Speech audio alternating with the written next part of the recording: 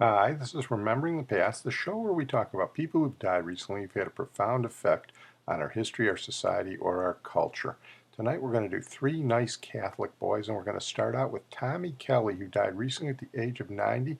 Tommy Kelly was the epitome of a child star. He was a nice Irish Catholic boy from the Bronx, and he was plucked out of 25,000 candidates by David Selznick's people to play one iconic role. And that iconic role was as Tom Sawyer in the 1938 Adventures of Tom Sawyer with May Robeson and hey, Walter Brennan. And hey, he was perfect as Tom Sawyer. Here he is duping one of his local buddies into whitewashing the fence. What do you call work? Or ain't that work? Well, all I know is it suits Tom Sawyer.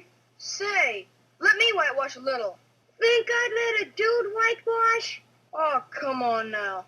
I'd let you if you was me. No, if it were the inside, I wouldn't mind. And Aunt Polly wouldn't. But she's awful particular about the outside. Oh, shucks.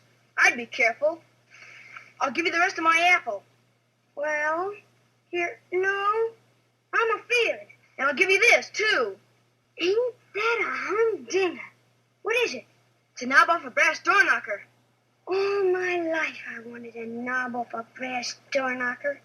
Well, here, quick before I change my mind. Tommy Kelly did a couple other roles for Selznick. He had a non-speaking part in Gone with the Wind, but that was pretty much it. By 1950, he was out of the movies. He didn't look back, though. He became a teacher, went into the Peace Corps. He was married to the same woman for 57 years, had 6 children. He had a bunch of great stories about David Selznick, but he was reluctant to tell them. He didn't talk much about being a child star, but he always kept his Screen Actors Guild card, as he said, just in case. We're going to move on to our feature tonight, Antonin Scalia, who died recently at the age of 79. Nice Italian Catholic boy from Trenton, New Jersey, and he became one of the most influential Supreme Court justices in the last 100 years. He was appointed by Ronald Reagan in 1986, and for 30 years he was the Supreme Court's star conservative justice, known for his combativeness and his intellectual rigor.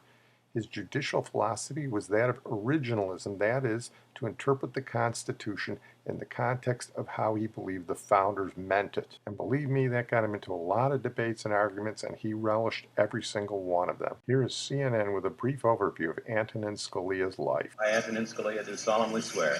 The first Italian-American to sit on the nation's highest court, Justice Antonin Scalia was a conservative in thought, but not in personality. Antonin Gregory Scalia was raised in the Elmhurst neighborhood of New York City, the only child of a Sicilian-born college professor and a schoolteacher mother. They instilled in the precocious child a love of words and debate. I was something of a greasy grind, I have to say. I studied real hard. He was a top student at public and private Catholic schools in the city. Scalia's interest in law began in college, and so too an interest in Maureen McCarthy, with whom he later married and had 9 children. His exuberant embrace of conservatism attracted the attention of Republicans, and President Reagan ultimately named the 50-year-old federal judge to the High Court in 1986. There, he developed a reputation as a reliable conservative, and his own style helped liven the public face of the High Court. Some of the other justices, including the justices who were already on the court and had been on the court for a while, were kind of, well, if the new guy gets to ask all these questions, I'm going to sort of step up and ask some questions too. On abortion, the death penalty, affirmative action, homosexual rights, Scalia clashed early and often with more moderate or left-leaning benchmates. If he was trying to get anybody to sign an opinion, it was harder when he would use more combative language. But, as much as they would say, I'd like to strangle me, he was still theirs in many ways. And those dissents helped him hone a creative, some said often cruel, streak in his writings, becoming a master stylist. He once referred to the Junior Varsity Congress. He quoted Cole Porter, Shakespeare, and Sesame Street songs. Off the bench came admiration from young conservatives who wrote books and created websites in tribute. Justice Scalia, a man both respected and dismissed, feared and celebrated. He'll be remembered in many ways, certainly as this larger-than-life figure, larger-than-bench figure, someone who embraced both the law and a life beyond the court. A judge who combined street smarts with a well-calculated conservative view of the law and its limits on society. I'm not driven. I enjoy what I'm doing. As soon as I no longer enjoy it, I am out of there. Here he talks a little bit about his particular judicial philosophy. When he's asked about a living, that is to say, a changing constitution. It's wonderful imagery, and it puts me on the defensive as defending presumably a dead constitution. It is an enduring constitution that I want to defend. It's what did the words mean to the people who ratified the Bill of Rights or who ratified the Constitution, as opposed to what people today would like. Because values change, legislatures abolish the death penalty, permit same-sex marriage if they want, abolish laws against homosexual conduct. That's how the change in a society occurs. Society doesn't change through a constitution. Here he's at the Oxford Union giving a little more of his interpretation. Sometimes people come up to me and inquire, Justice Scalia, when did you first become an originalist? As though it's some weird affliction. When did you start eating human flesh? These are people that don't understand what my interpretive philosophy is. I'm not saying no progress. I'm saying we should progress democratically. You think there ought to be a right to abortion? No problem. The Constitution says nothing about it. Create it the way most rights are created in a democratic society. Pass a law. And that law, unlike a constitutional right to abortion created by a court, can compromise. A constitution is not meant to facilitate change. It is meant to impede change, to make it difficult to chanch. He made no bones about his political philosophy. I'm a law and order guy. I confess I'm a social conservative, but it does not affect my views on cases. Most interesting example of that is the 1989 Texas versus Johnson case, where despite his personal philosophy, he sided with the liberal justices and found that flag burning was a constitutionally protected form of expression. If it was up to me, I would have thrown this bearded, sandal-wearing flag burner into jail. But it was not up to me. Here he talks about his most notorious decision, where he sided with the majority in the case of Gore v. Bush that decided the 2000 presidential election. I and my court owe no apology whatever for Bush versus Gore. We did the right thing, so there. The principal issue in the case, whether the scheme that the Florida Supreme Court had put together violated the federal Constitution, that wasn't even close. The vote was 7-2. It was Al Gore who made it a judicial question. It was he who brought it into the Florida courts. We didn't go looking for trouble. It was he who said, I want this to be decided by the courts. What are we supposed to say? Oh, not important enough. It would have come out the same way no matter what. Well, as I said, he caught a lot of grief for his particular philosophy, and he was asked if he appreciated other people's philosophies of constitutional interpretation. The story of the Baptist preacher who was asked if he believed in total immersion baptism, and he said, believe in it? Why, I've seen it done. There must be other views because I've seen them. I respect the people who have them, but I think those views are just flat out wrong.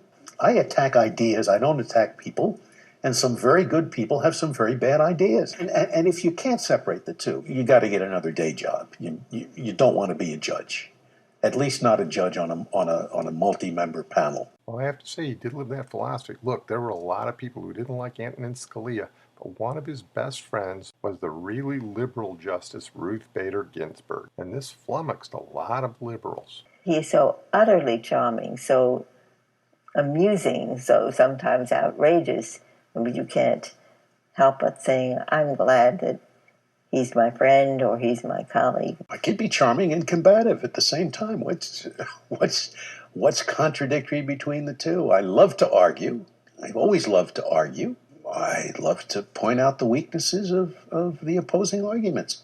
It may well be that I'm something of a shin kicker. It may well be that I'm something of a contrarian. Yeah, Antonin Scalia, something of a contrarian, and Mount Everest is something of a mount. But we're going to close tonight with Johnny Lattner, who died recently at the age of 83, one of the greatest football players to ever come out of Chicago. Johnny Lattner was a nice Irish Catholic boy from the west side of Chicago, Madison and Laverne, and he went on to become one of Notre Dame's 7 Heisman Trophy winners. He also won 2 consecutive Maxwell Awards as the College Football Player of the Year in 1952 and 1953.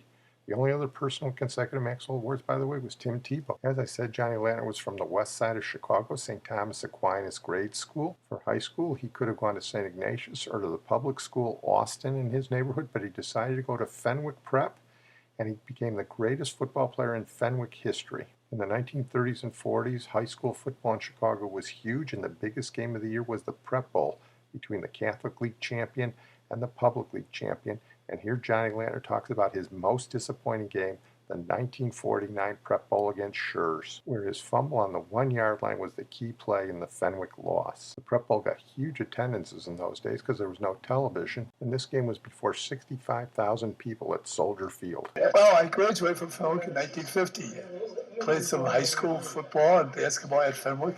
We had some good teams. My senior year, we lost one game, and that was in the Kelly Bowl. And we lost to Schurz High School. They beat us 20-6. And one of the reasons why they lost, I fumbled on the 1-yard line. But they went on to score and beat us. But it was a good game. 65,000 people showed up for that game. And that was, well, not the biggest crowd, but it was a big crowd. And the reason why there were so many people, no television. It was very exciting. You know, you get in the game, you really don't realize how many people are around. When I went to Notre Dame, I said I played in front of 65,000. These guys from Pennsylvania were astonished that there was that many people in a game.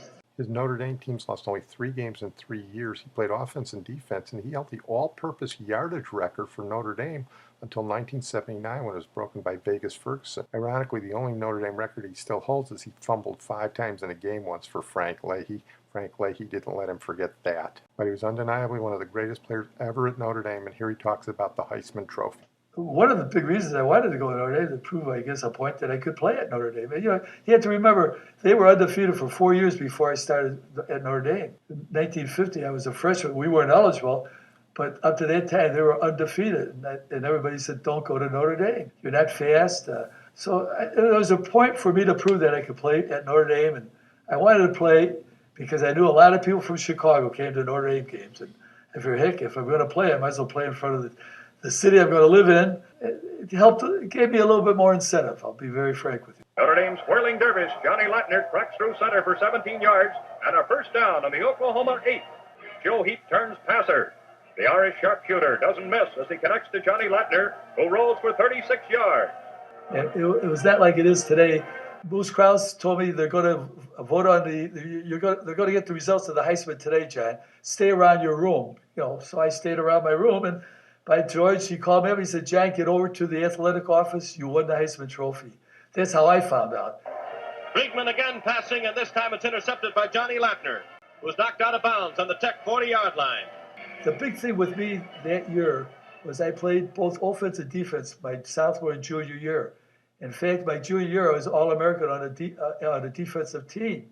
And my senior year, you had to play both ways. And so I had a lot of publicity before the season. And as you know, if you're in the business of publicity, it helps a lot when it comes to voting for the Heisman. I had a good year, too. I scored one of my big games was out the West Coast, which that helps because then you have the West Coast Riders. I scored 4 touchdowns against Southern Cal. And I had a big game against the University of Pennsylvania out on the East Coast where I scored 2 touchdowns. So in that respect, you have to be a little lucky to get the media vote. Well, I'm going to close on that note. I want to thank my producer and IT genius, Sid Tepps. As I said, we had 3 nice Catholic boys tonight, Antonin Scalia, Johnny Lattner, and Tommy Kelly. And to honor them all, and especially Johnny Lattner, what else can I possibly close with but the Notre Dame fight song? This one also goes out to my wife's best friend, Betsy Collins, who recently lost her father, who was a big Notre Dame fan and a schoolmate of Johnny Lattner.